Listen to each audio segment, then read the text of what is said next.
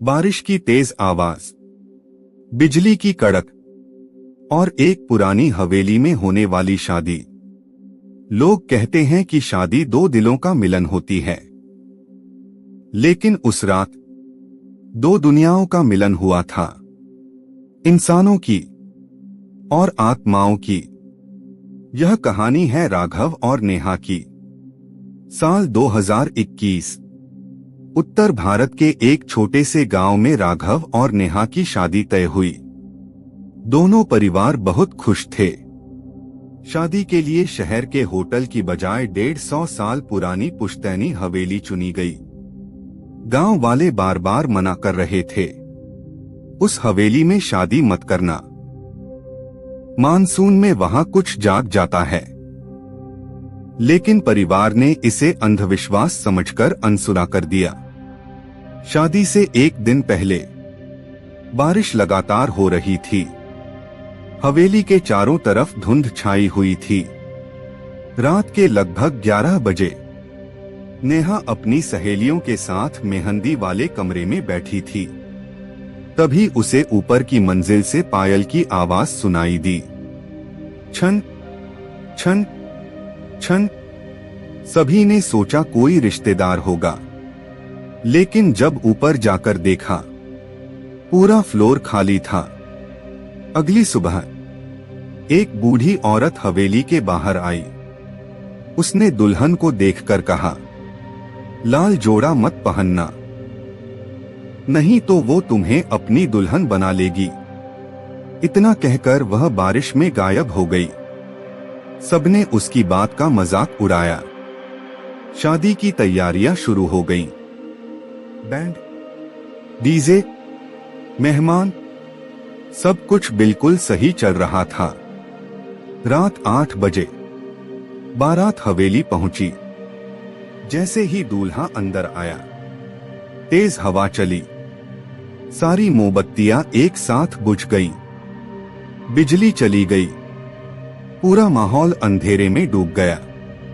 कुछ सेकंड बाद लाइट वापस आई, लेकिन दुल्हन कहीं नहीं थी। पूरा परिवार घबरा गया। हर कमरे में तलाश शुरू हुई। तभी एक नौकर चिल्लाया, छत पर कोई लाल जोड़े में खड़ा है। सब लोग दौड़कर छत पर पहुंचे। वहां नेहा खड़ी थी। उसकी पीठ सबकी तरफ थी। बारिश में भी उसका जोड़ा बिल्कुल सूखा था। राघव धीरे धीरे उसके पास गया। नेहा।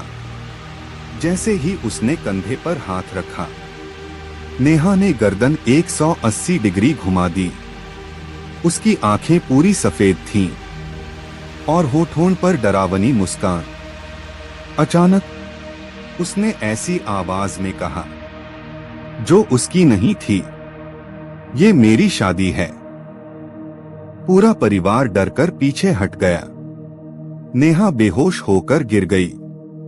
उसे कमरे में लाया गया। होश आने पर उसे कुछ याद नहीं था, लेकिन उसके हाथों की मेहंदी पर एक नया नाम लिखा था, आरव, जबकि दूल्हे का नाम राघव था। हवेली के सबसे बूढ़े चौकीदार ने एक राज बताया। करीब 70 साल पहले यहीं इसी हवेली में आरव नाम के युवक की शादी होने वाली थी। लेकिन शादी वाले दिन बारिश में पूरी बारात नदी में बह गई। दुल्हन ने इंतजार करते करते उसी हवेली में फांसी लगा ली। लोग कहते हैं, हर मानसून वो अपनी अधूरी शादी पूरी करने लौटती है। रात के 12 बजे मंडप तैयार था। पंडित मंत्र पढ़ रहे थे। तभी नेहा खुद ब खुद उठकर चलने लगी। उसकी आंखें बंद थीं। वह सीधे पुराने बंद पड़े मंदिर की तरफ चली गई। राघव उसके पीछे भागा। मंदिर के अंदर एक पुराना टूटा हुआ मंडप था और वहां एक दूल्हा खड़ा था, सफेद कपड़ों में, चेहरा पूरी तरह जला हुआ। उसने हाथ बढ़ाकर कहा, मेरी दुल्हन। नेहा उसकी तरफ बढ़ने लगी। राघव ने उसका हाथ पकड़ लिया। तभी पूरी हवेली हिलने लगी। बारिश और तेज हो गई। दीवारों से खून जैसा लाल पानी बहने लगा। सभी लोग चीखने लगे। तभी वही बूढ़ी औरत फिर दिखाई दी। उसने कहा, इस आत्मा को मुक्ति चाहिए। इसे इसकी अधूरी शादी पूरी होने का भ्रम दो। जल्दी जल्दी। एक खाली चुनरी, एक टूटी हुई माला और मिट्टी का सिंदूर उस आत्मा के सामने रखा गया। पंडित ने मंत्र पढ़े। कुछ पल बाद आत्मा मुस्कुराई। उसने नेहा का हाथ छोड़ दिया।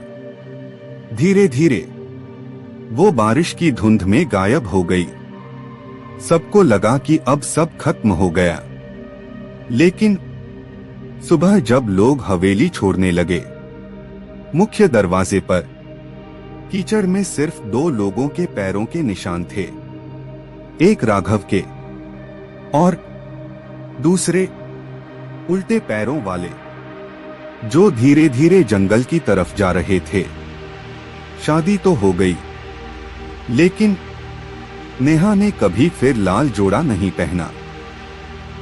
हर मानसून की पहली बारिश में वो रात भर पायल की आवाज सुनती थी और सुबह उसकी मेहंदी में एक नाम फिर उभर आता, आरव। आज भी उस हवेली में मानसून के मौसम में कोई शादी नहीं होती। गांव वाले कहते हैं, अगर बारिश वाली रात वहां से पायल की आवाज आए तो पीछे मुड़कर कभी मत देखना, क्योंकि हो सकता है कोई अपनी अधूरी शादी पूरी करने के लिए नई दुल्हन ढूंढ रहा हो।